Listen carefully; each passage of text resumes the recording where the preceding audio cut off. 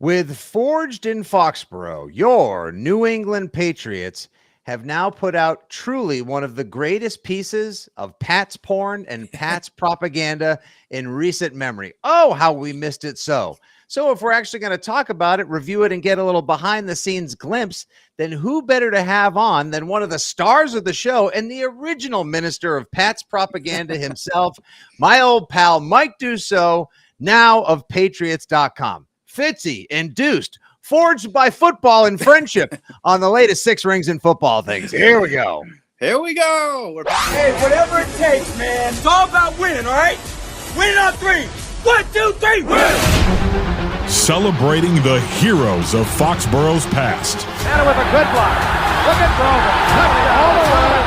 Watch the block of number 73, John Hanna. The champions of the dynastic era. Adam Vinatieri booms a 48-yard field goal, and the Patriots are Super Bowl champions. The Patriots of tomorrow. We're going to remove entitlement from our football team. We're going to earn the right to be here every single day. And the fans whose faith never wavers. This is Six Rings and Football Things.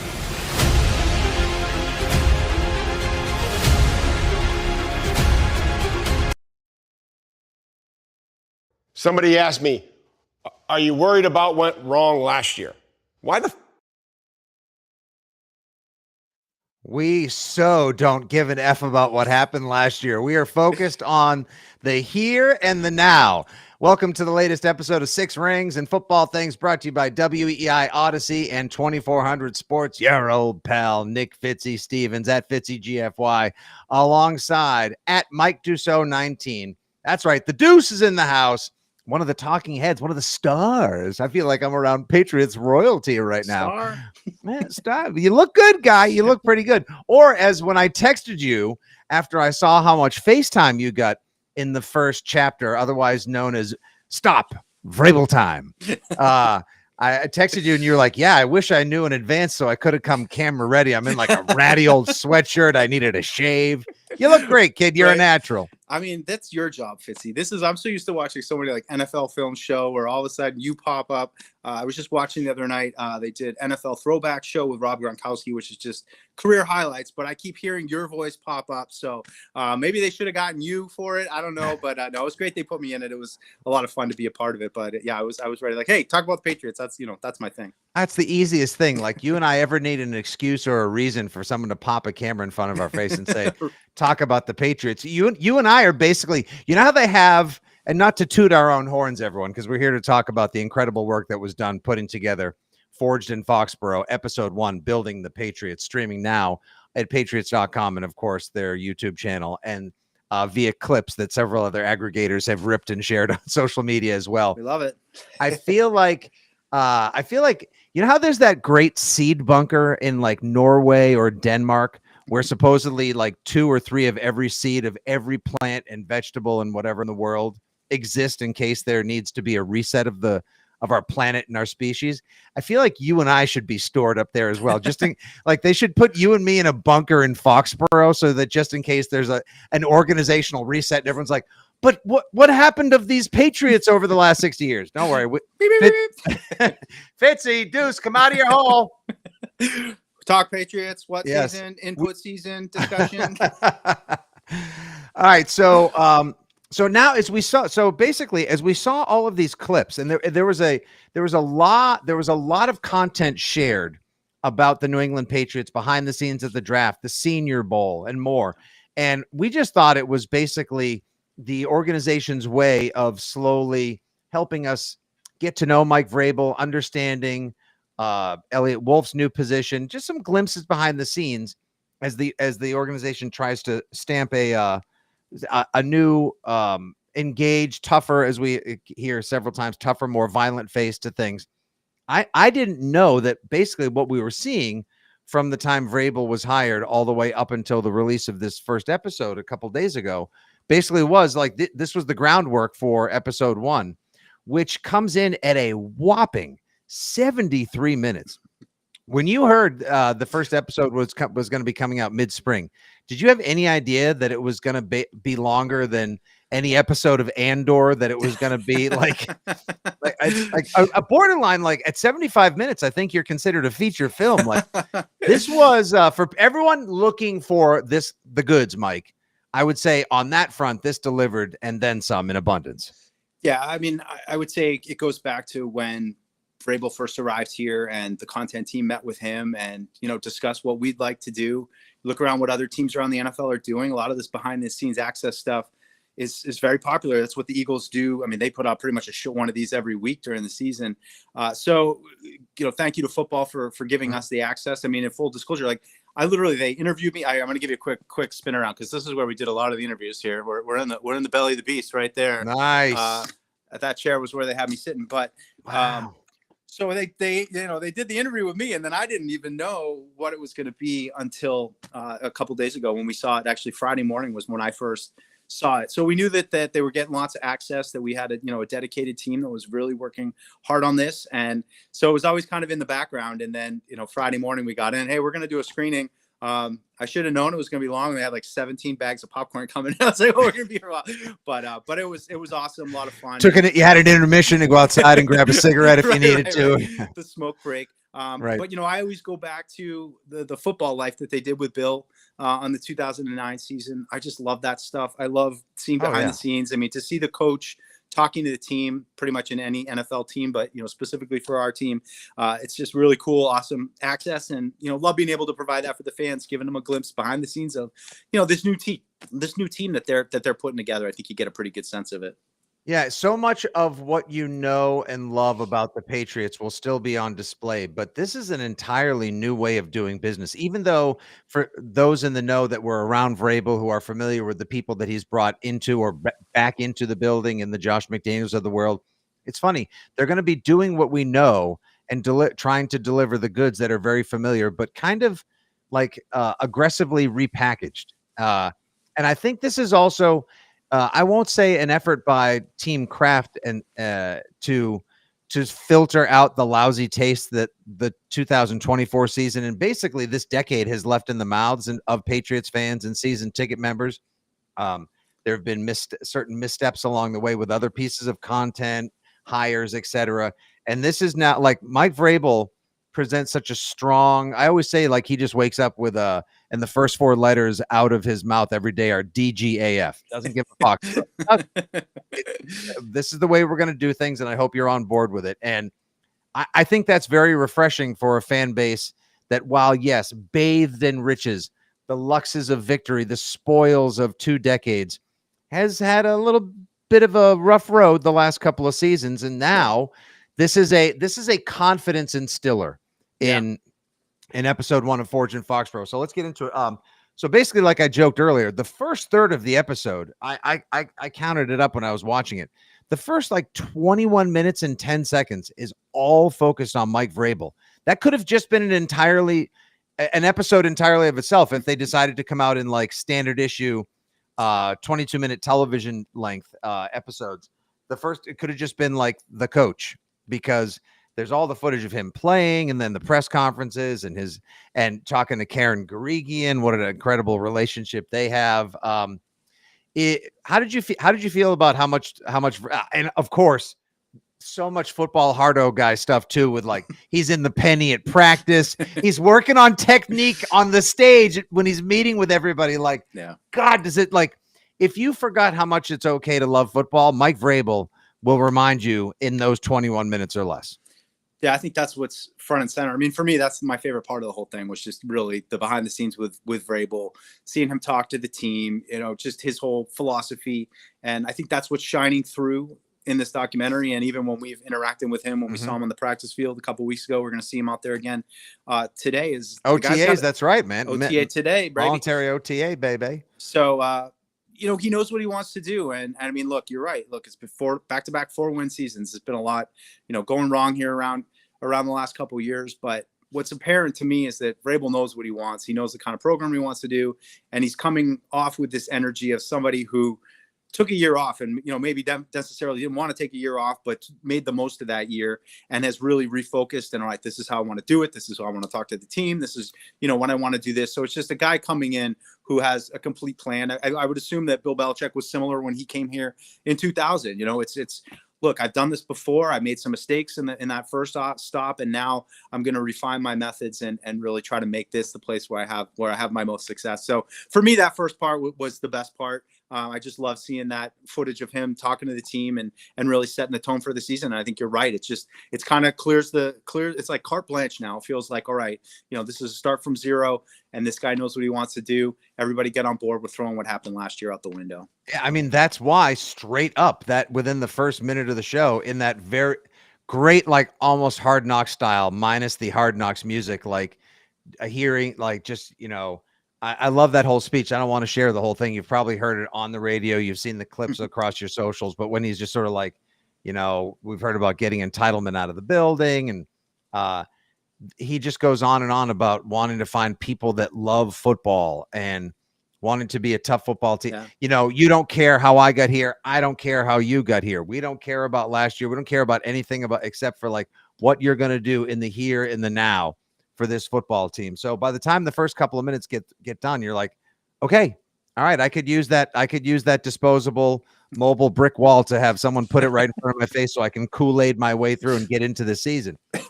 Then we get, we get to know, they bring Josh back in a little bit. Nice little Terrell Williams feature. I'm excited about what he's going to do for the defense. We get to know that there's a section later on about the draft picks, but I thought it was interesting how much time they spent allowing us to get some insight into the scouting process. Cameron Williams is featured heavily. Sadly, he's no longer with the football team. He's moved on to another position with another franchise. But you meet a lot of these guys, and you see the travel they put in, the time they put in, how the scout, like they're really, I was surprised how much access they gave us, Deuce, and how willing they were to open the door and show you like not only how the sausage is made, but how everything, like we're talking like what they plant in the ground that the pigs get to eat and how the pigs get treated and where the pigs get to sleep before the pigs even possibly become the sausage. And one of the picks everyone's so excited about, I call him Timeline King because there's always new content on my timeline every day in a positive capacity about what a good person he is and what a great player he might be. That little snippet of scouting Kyle Williams, which I'd like to share now, was very interesting. Receivers, it looked like they did a lot of one-on-ones. I thought of that group in general. 11, Kyle Williams had the best day. I thought he had a good blend of athleticism in the field, quick off his release. Boy, is he good off the line of scrimmage. Beat him twice. Yeah. Good at the top of routes, caught the ball well, side shot up down. It's interesting. Like these guys meet like they travel together. They're always talking, comparing notes before the Senior Bowl, East-West Shrine game. Like and they said that they love it. It almost seems like it makes a lot of sense. Like the way Vrabel loves football, these guys have to love football just as much to all to add into the lump sum of putting the best team on the field possible. Man, I don't want that job, man. I don't want the scouting job. They are on the road constantly. I have, so much respect for the grind that it is for these guys who eventually make it up to the GM positions. And you don't realize that they spent their whole 20s on the road, right? Not with families, not with going out, with writing up reports and, writing, spending time in restaurants and hotels and all that. So love that part about Kyle Williams. I mean, I'd say me and Lazar were so jealous because you hear about the video team that's shooting this, getting all this access. All right, we're going up to the suite now. We're going to get to hear them break down all the prospects and meet up. And they're like, oh, God damn. We want to hear that too. Yeah. But Kyle Williams, you're right, Fitzy. He is just universally praised. He's a guy that I think you heard Mike Vrabel say it on the phone call to him that he made a lot of positive impressions on people within the building. And I mean, I can confirm that just with talking to people here that Just Kyle Williams, just his personality. He just has that magnetic kind of sense about him. I also wrote a feature about him, talked to his college receivers coach as well as his high school coach. And, everybody just has such great things to say about Kyle Williams. I'm really excited just to get to know him a little bit. We heard from him a couple of weeks ago for the first time from the podium, but as we get going here, we'll get to hear more and more from him. And certainly a player I think everybody should be really excited about. Somebody we were excited about that had that speed that we were hoping they would add into that wide receiver room that was already running like 10 guys deep. What else are you going to add? I think Kyle Williams is a worthy piece to add. Excited to see how he's going to fit in. Yeah, and you get a chance to see Steph Diggs and hear from him as he talks to Robert Kraft, and you see him hanging out with Drake Good to May. see him there. Good to see him around. I mean, I love that as a fan, to see him around and taking it in. Yeah, I mean, look, it's neither of us as a medical doctor, a ligament specialist, nor have we ever played one on television. But, I mean, you've probably seen some of the footage of Steph Diggs and the way he's been working out and what he's been doing. Like, does that look like somebody who tore the most significant ligament in their knee 6 months ago? My God. No, I'm just starting to get excited about seeing him back sooner than later. And then what an impact he'll have on a guy like Kyle Williams, Deuce. I think, look, I mean, Steph Diggs always, you could tell he was super competitive. I mean, as a Patriots fan, it used to bug you because the guy would kill you. It's like, all right, 3rd and 8, we got him. And it'll be like Stefon Diggs running this little perfect route and Josh Allen put it right in his hands. But I think what I'm seeing is that intensity that he plays with on the field, you're seeing that reflected in those videos that he's doing to get back ready for the season. And he's pouring that same competitive drive into his rehab process. So I don't know how it's all going to play out. I'm always kind of a sneaky fan of like having that guy you can stash for a little bit and be like, well, he won't be back till October. I mean, ideally you'd love to have Stefon Diggs for the whole season, but I don't think it's the end of the world if it gives them a little time to, work with some of the other guys, let Kyle Williams get some more reps, maybe let some of the younger receivers who break through in camp, depending on who those may or may not be, give them some more time. So I think they're in a good position, but yeah, as soon as Stefon Diggs gets out there, it's going to be really exciting to see him out there in a Patriots. I mean, kind of a relief, honestly, like, because every other time you went against him, he was going to be just ate your lunch. Like on the terrible Thursday night game on Amazon a couple years ago where Mac Jones famously said to Matt Patricia, like, the quick game effing sucks. I remember being down on the field as we were going to do something at halftime, and Josh Allen threw a 45-yard pass to the corner of the end zone that was on a tether wire, and Steph Diggs' feet were in the perfect spot. His arms were like, and John Jones had him blanketed, and it was still just, he's an absolute surgeon. If he's comes back at 80% of what he's been previously and can have a positive impact as the alpha, the leader, the teacher in that wide receiver room. And I love that in Forge and Foxborough, when you get these behind the scenes clips of like, he's super nice and engaging and charming as hell, but then you can see that I'll slit your throat competitive mentality as well. It's great. I always love hearing like the Logan Mankinses of the world just say like, yeah, it's just like you're able to turn the competitive gas on the stovetop on and then you just turn it off. Like, you want to kill somebody and then you want to just go hang out with them. It's awesome. That's Diggs, man. That's what they need. And I would just say, in that room was up and down last year. You're going to get a guy in there that is just a tone setter who everybody's going to look to and be like, this guy's done it at a high level. He's the one that I hope is going to set that tone and bring, help those other guys kind of, especially the young receivers who, a guy like Kayshon Boutte going into his 3rd year. I mean, had a good year last year, took a positive step forward. What's it look like with him now? He's got a mentor a little bit in Stefon Diggs. And, so I'm excited to see the impact he has on the locker room there. Yeah, me too. And I love that you get before you even get into getting to know the draft picks, you get a long peek, a long look inside the draft process. Then we get into free agency. Nice little clip of Milton Williams and his family. Everyone's obviously kind of hype about the idea that Barmore seems to be healthy and trending in the right direction. Yeah. So now we can have a dominant defensive line all over again, which was very important when Bill Belichick revamped the Patriots 25 years ago, having those guys up the middle. Now you got Barmore and Williams. You used to have the Ty Warrens and obviously Richard Seymour's and whatnot. So we harken back to the past. There are some hallmarks of what was so successful and what worked for them years ago as well. Then we get into getting to know the draft. Mac Hollins makes a nice little cameo. Barefoot. Of course, barefoot as well. I have a film. Yep, that's just how he do. Another high character guy we're all gonna love. Then there's a large portion of time spent, albeit as Andy Hart pointed out on the radio show, not many mentions of the short arms and the debate therein about could Will Campbell fit in there? But I think that's because as you watch Forge and Foxborough episode 1, they were so dialed in on this kid.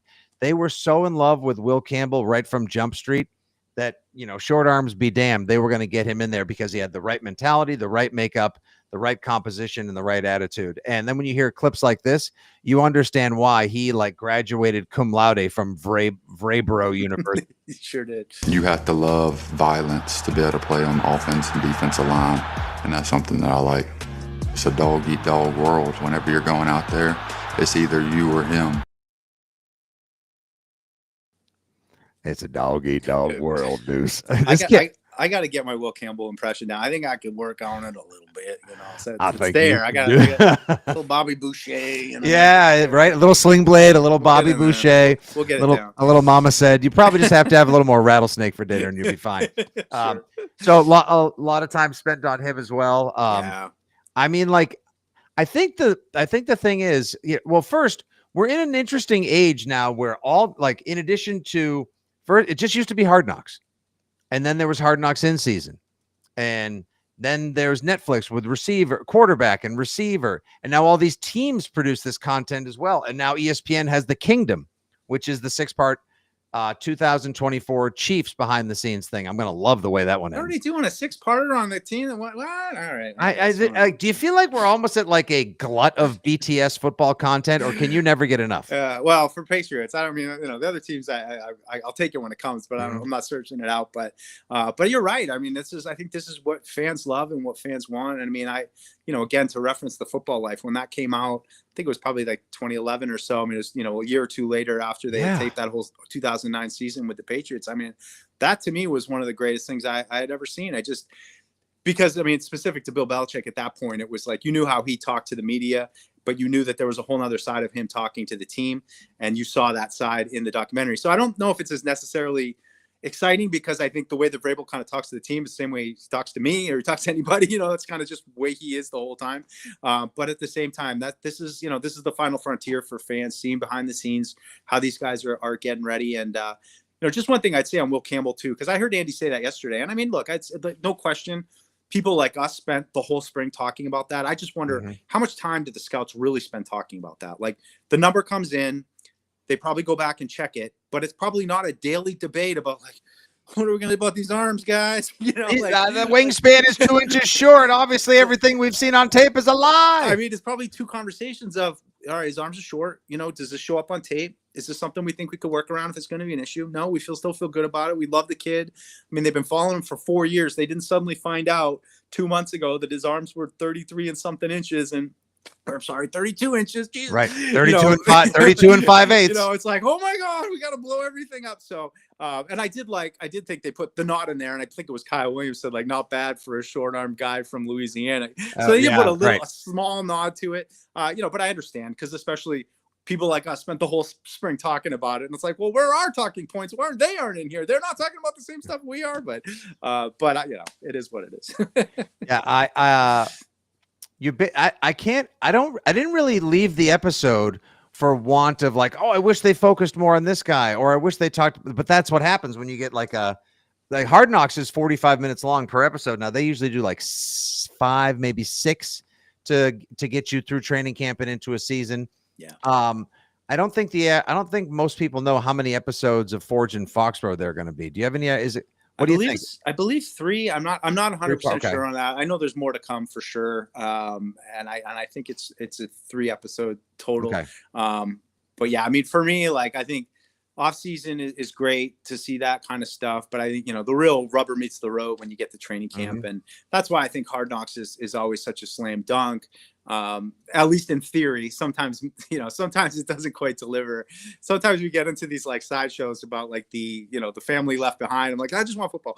But right. I think that's the stuff where you're seeing players compete, you're seeing guys earn jobs or lose jobs, or significant injuries. It's that's when not the season starts, but the real, I feel the front office has to be on their toes. The coaches have to be on their toes. It's not at this point in the off season where we like this guy, we're all in, yeah, all right, we're going to get him. Let's get, it's a little more slow pace where you get to training camp, things start happening that you don't really have power over. So I'm hopeful. I don't even know I work here, but Right. I'm hopeful that's the stuff that we'll get into. And I'm sure it will be, as we move forward, just that football's been great with the content department and, really been a great partner with us. And, we're trying to make the team and the players look great and give access to the fans and all that stuff. And I think that's what we're doing. Oh, hell yeah. I can imagine if there are 2 other episodes, one will cover the spring, getting down to mini camps, OTAs, proper OTAs, all the way up to June till everyone gets to go home for 5 weeks to have a micro summer before they show back up in mid to late July. Let's go micro summer. Training camp. Yep. It's a cruel micro summer. I can't wait for mine. And then I imagine episode 3 will probably be actual training camp in through the preseason. So I can see it being a trilogy, like everything that went through the hiring process, not even looking to last year. That's why Vrabel says, why do I give an F about last season? Like, we're not going over Mayo. We're not revisiting the misgivings of Belichick and why Robert Kraft, whether it was a mutual decision, if there was a firing, no one cares. That has all been debated and legislated at this point.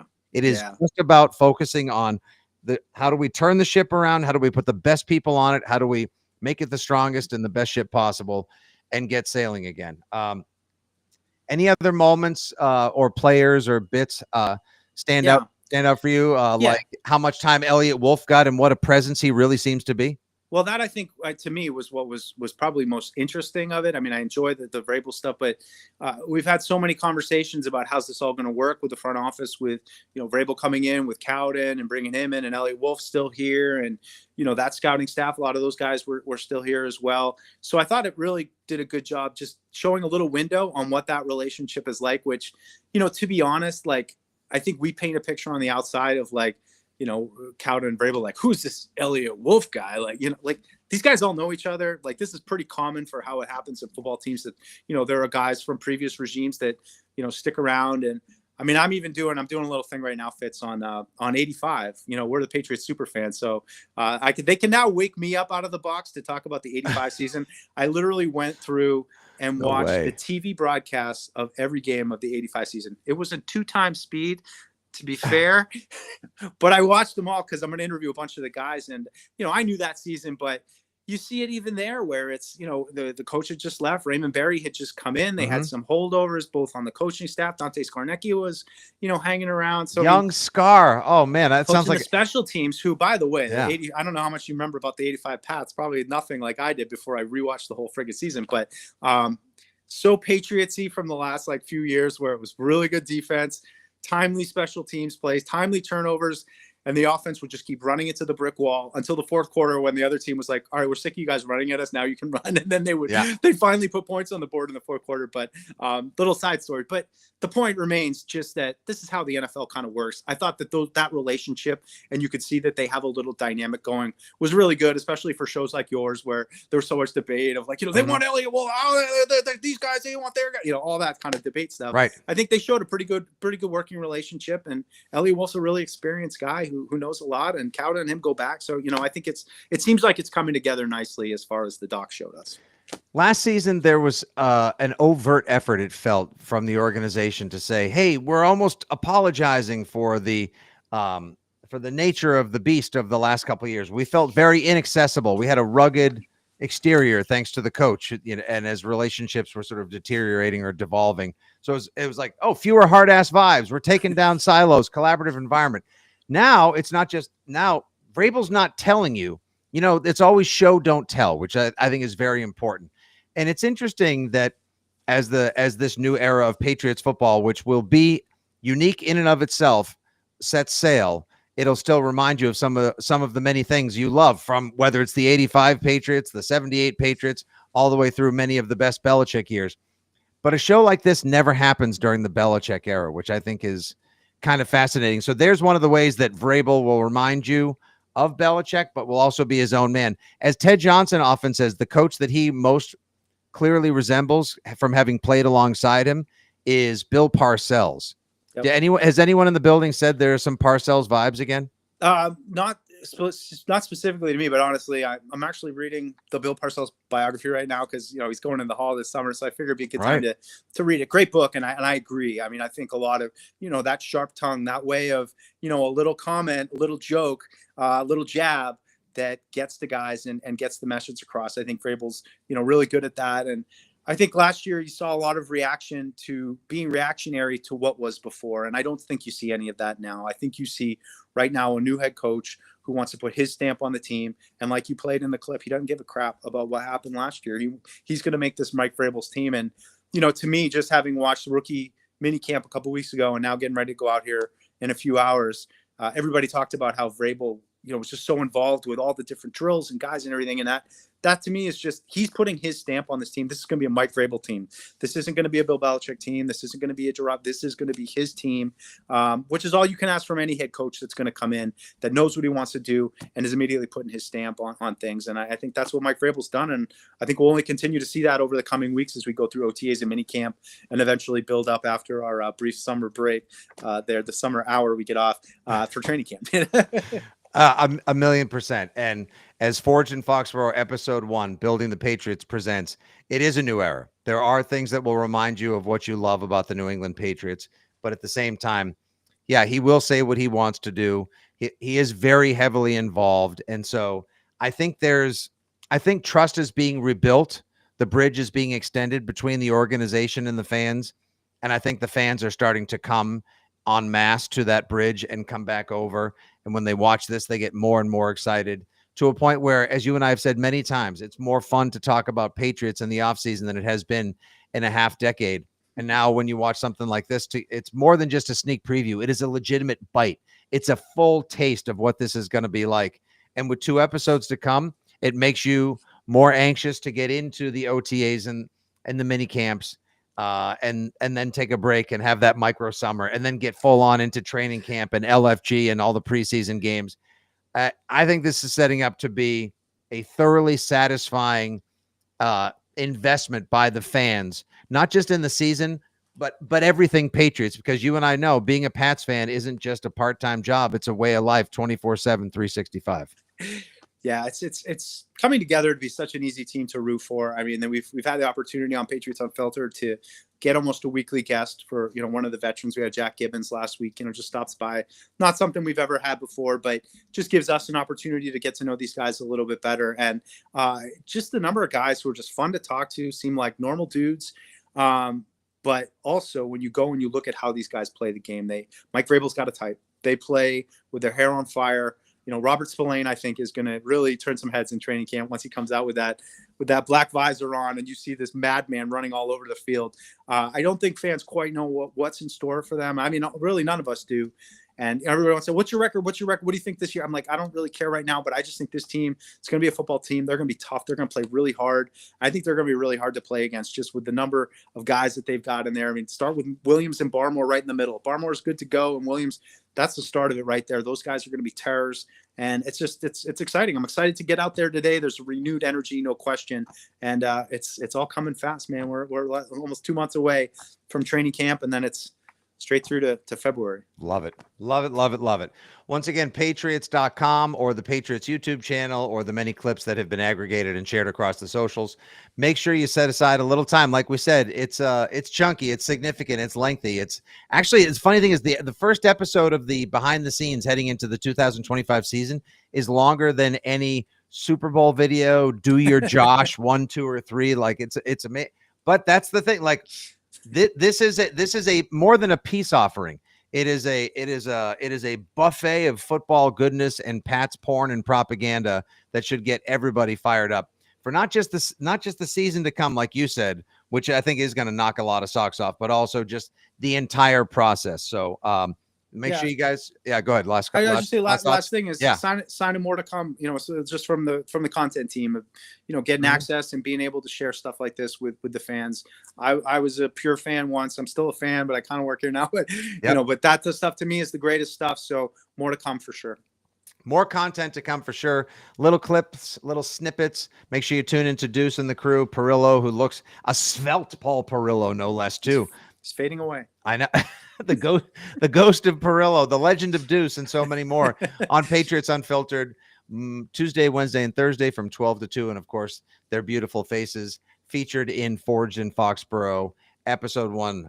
Once again, we are grateful and thankful that one of my longest Pats pals, Mike Dussault at Mike Dussault 19 from Patriots.com, joined us today to talk episode 1, Forged in Foxborough.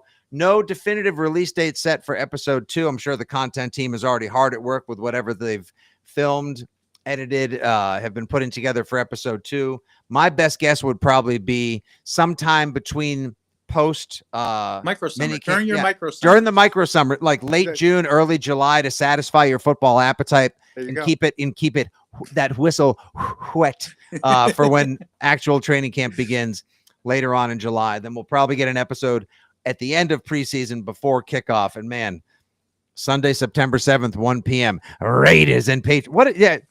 Isn't that a great kickoff game, by the way, since we didn't talk schedule together? Yeah. That is a kick-ass kickoff game. I love it, especially I'm just off, watching, of course, the 1985 AFC divisional round where we took it to them. So, go check that game out on YouTube. Yeah, it's right. A doozy. It's a doozy.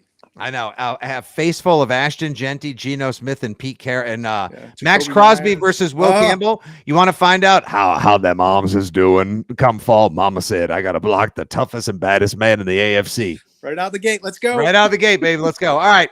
You know where to find Deuce. You know where to follow him. Episode 2, Forged in Foxborough, likely in your micro summer sometime soon, but lots to savor and enjoy and review, analyze, and appreciate in episode 1 currently on the YouTubes. For Deuce, this is Fitzy. Thanks for listening to the latest episode of Six Rings and Football Things. We'll be back later in the week. As always, plenty more to share in our relentless effort to be your favorite hang and Patriots fan community. Take care, everyone. We'll talk.